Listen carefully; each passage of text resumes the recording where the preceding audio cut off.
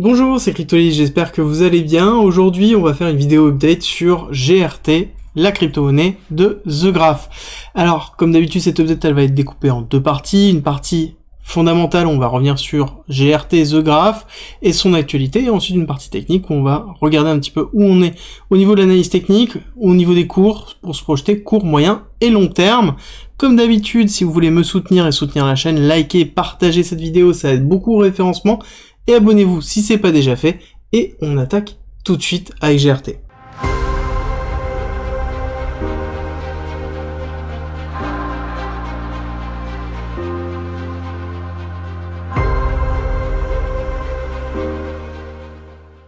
Alors, The Graph est un protocole très important pour l'ensemble des blockchains.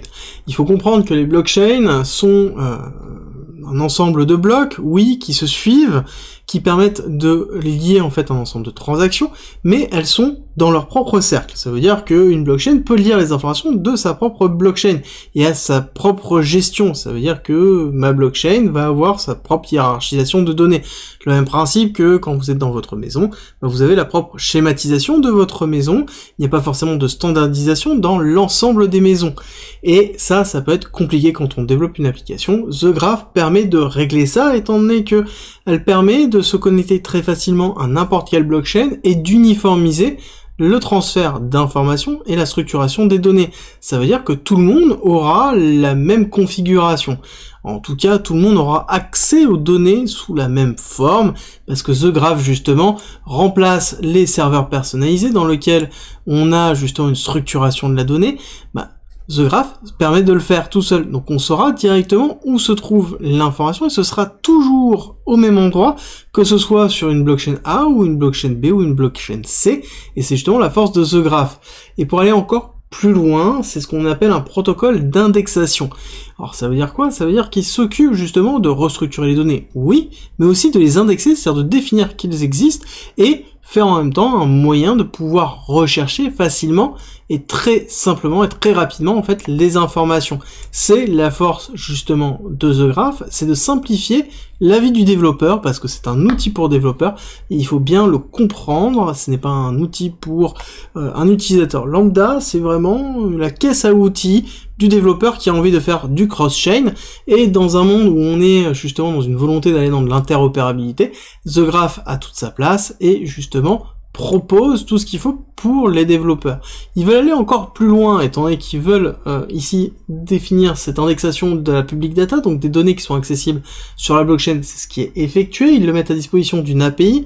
L'API en elle-même, elle est disponible. C'est quoi? C'est une standardisation du code pour y avoir accès. C'est quelque chose que n'importe quel développeur et un développeur Web 2 connaît, même s'il ne connaît pas le Web 3, donc c'est très simple d'utilisation. Et par contre, ce qu'il voudrait développer à terme, c'est tout ce qui est données encryptées et données privées, avec un droit d'accès justement, et ça permettrait d'avoir des subgraphes beaucoup plus conséquents, subgraphes étant des graphes paramétrés et paramétrables, permettant de structurer des données d'une certaine façon, et d'y avoir accès d'une certaine façon beaucoup plus optimisée.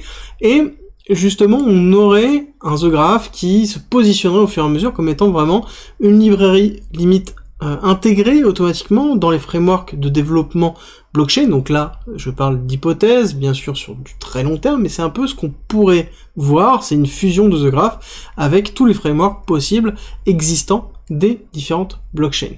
À côté, The Graph a énormément de levées de fonds. On se retrouve quand même avec des levées de fonds régulières, notamment la dernière commence à dater un petit peu maintenant, mais était de 200 millions de dollars quand même. Donc on se retrouve avec justement des levées de fonds conséquentes pour pouvoir assurer la continuité du projet, le développement du projet, et on se retrouve aussi avec des grants régulièrement qui tombent.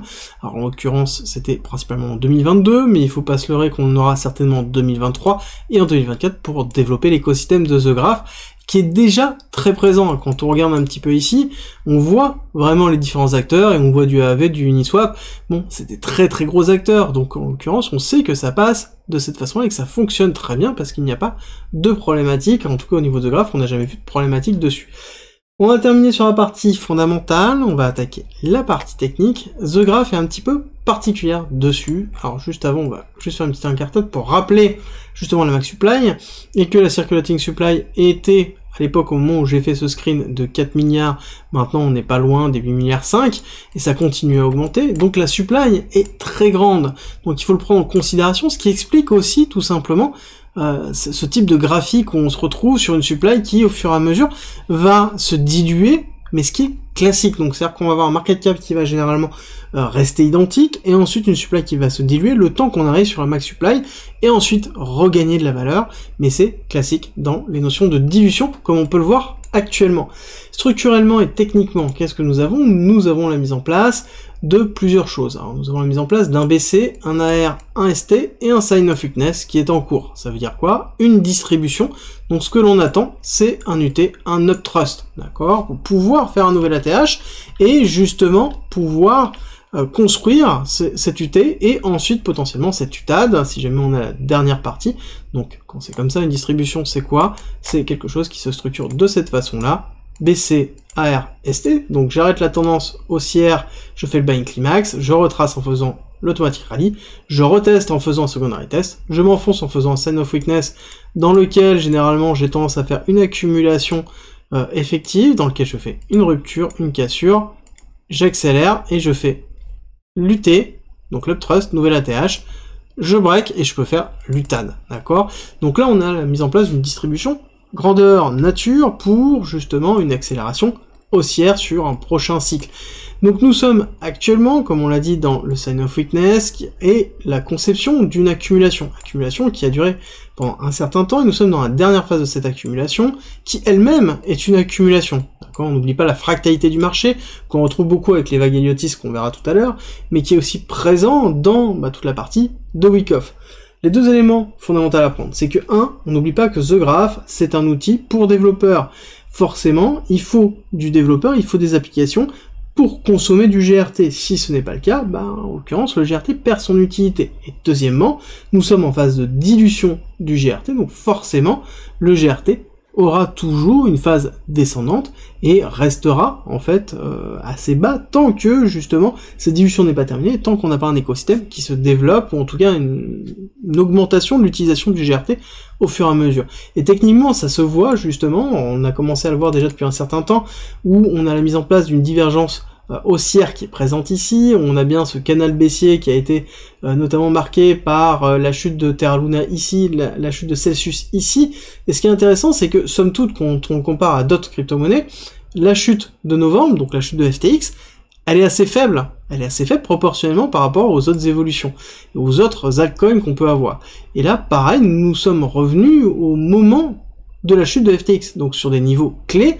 Par contre, on n'a pas fait de break of structure, on n'a pas fait la rupture des 10 centimes. Il faut faire la rupture des 10 centimes pour se dire qu'on a un break of structure suffisant pour repartir. Et c'est justement ce que l'on va attendre, c'est avoir ce break of structure, qui est un break of structure, je le rappelle, mineur, donc ça veut dire que c'est un premier signe, mais ce n'est pas celui qu'on attend. Celui qu'on attend principalement sera la rupture des 1,15, donc des 15 centimes, pour se dire que ici on est en train de terminer l'accumulation, on pourra avoir un retest pour repartir à la hausse.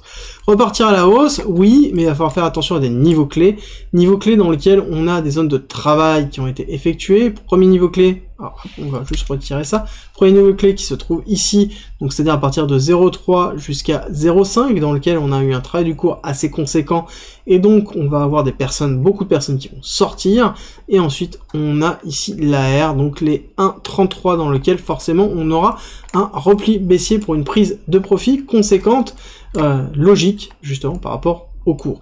Et ensuite on partira sur le principe, donc dans un prochain bull run, donc à un moment donné où on a une augmentation du nombre d'applications, une augmentation du nombre de développeurs, donc une consommation du GRT, pour créer une vague 3 d'impulsion, vague 3 qui sera donc composée de 3 vagues d'impulsion, donc 5 vagues en tout, en termes de fractalité, pour aller chercher le 1,618 nombre d'or, donc qui représente l'objectif classique d'une vague 3 pour un GRT qu'on pourrait escompter à 4,7$. Et encore une fois, on le rappelle, nous sommes en phase de dilution. Pour ça, il faut attendre que la dilution se termine, qu'on ait une valorisation du token à travers l'utilisation de celui-ci, ce qui est logique, et il faut juste être patient sur des outils comme ça qui sont essentiels pour le développement des applications blockchain. Mais encore une fois, il faut surveiller et être patient. Avant de se quitter, je vous rappelle que le Discord est en commentaire, c'est gratuit, et c'est un lieu de partage et d'échange autour de la crypto-monnaie, de la blockchain, du trading et de l'investissement. N'hésitez pas à rejoindre justement notre communauté de passionnés. Et pour tous ceux qui veulent soutenir la chaîne et le Discord, on a mis en place un premium avec plus de contenu, avec plein de choses, comme par exemple 100 vidéos, 300 pages de formation et de guides structurés autour d'un parcours pédagogique. On y en rajoute toutes les semaines, donc ça grossit toutes les semaines.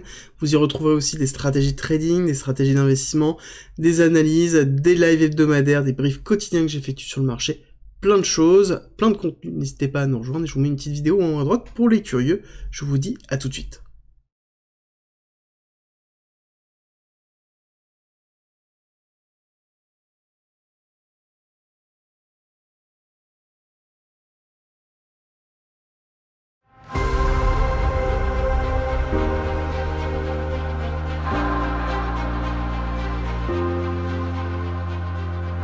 Si tu aimes mon contenu, n'hésite pas, partage, like, ça m'aide énormément, et rejoins-nous sur Discord.